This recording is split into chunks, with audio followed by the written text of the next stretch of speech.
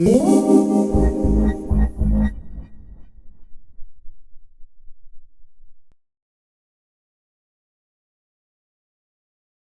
looking for someone that I think that can stick around for 10 years, you know, and really grow. And where they're at now, I always try to project. Like with every girl I meet, I think, wow, could I marry this girl? This could be it. With every fucking girl I meet. So that's a bad thing.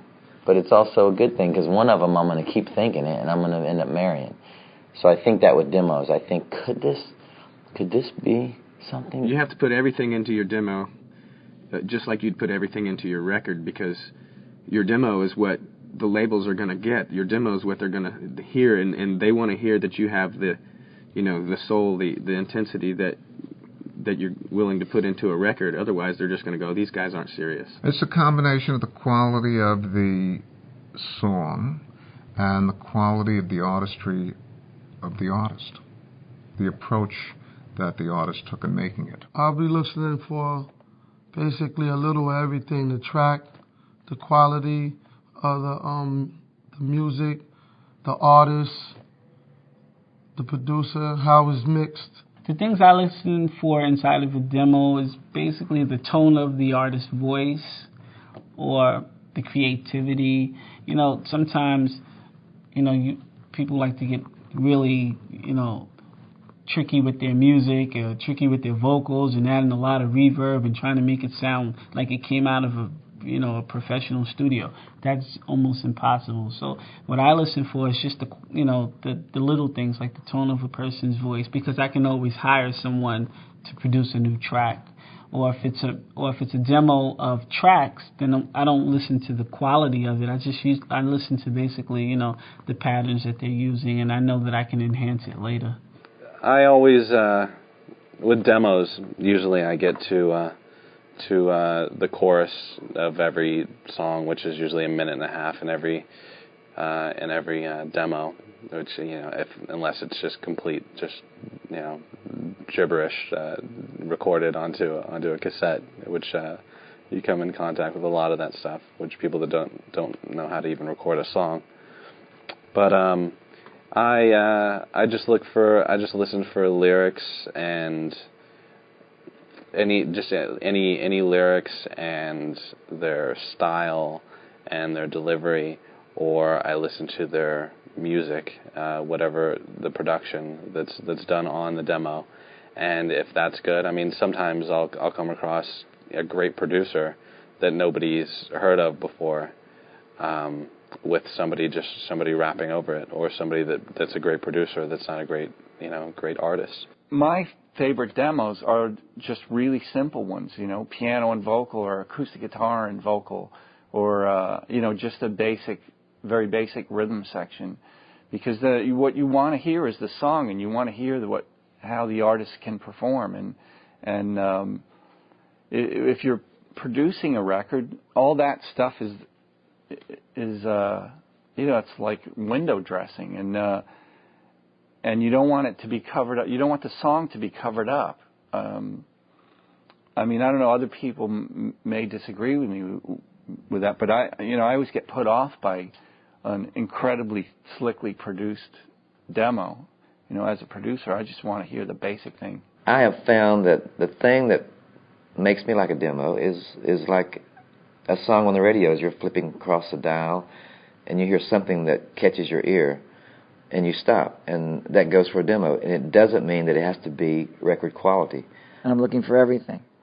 I'm looking for anything that has heat, passion, great songs, or just pure excitement. I think you want to put the best song you've ever written first and get the best performance that you can on tape and have the tape sound as good as it can. It sounds obvious, but that's the way it is. And then good luck. Because it's like rap now is 20-plus years old. And there's nothing that can be said now that ain't been said. Everybody's rapped about girls. Everybody's rapped about cars. Everybody's rapped about money. Everybody rapped about politics. People done rapped about the struggle, whatever, such and such and such and such. It's all about now how do you deliver that? What sound? What stands out?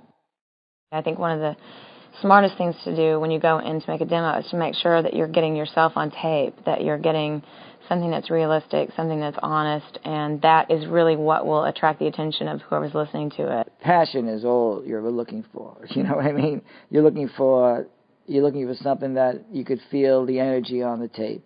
As a producer, I always look for the moment when I feel the hackles on the back of my neck or the chills run down my spine or whatever sort of you use as a gauge to know that something magical happened. And then what I'll often do is go 1 or 2 takes, 1 or 2 performances, whatever it may be, past that point and see if there's any more of that magic happening. If it's not, then you've gone far enough. You've gotten what you need to get. Yeah, I like to go in the studio and just shoot whatever I have in my head out at that time. Put it over the beat, make the song right there. So that way when I put it in the car and I ride with it for a minute, I can really listen. Like, yo, you know what this song needs? It needs this. It needs that. It needs this. It needs that. So when I go back to actually put it on the album, I know exactly how I want to do it. You got to keep people like, oh, that was tight. I would have never thought of that. You know? But then also make them feel, it's a tricky situation because you also want to make them feel like a part of the song, like I said before, you know. So it's a fine line in there, but that's the creativity of it. What gets my attention on a demo is not the quality of the demo. Know that immediately. Everyone that gives me a demo says, hey man, check this out. It sounds like crap. We record. I don't really care how you can have a boom box in a room or out in your yard. It doesn't matter. I also got sort of trapped by thinking that my demos had to be incredible, when really the bottom line is it's about what you're saying. It's about your personality coming across. It's about getting the best snapshot of who you are, whether it's just you sitting at a piano or with a guitar.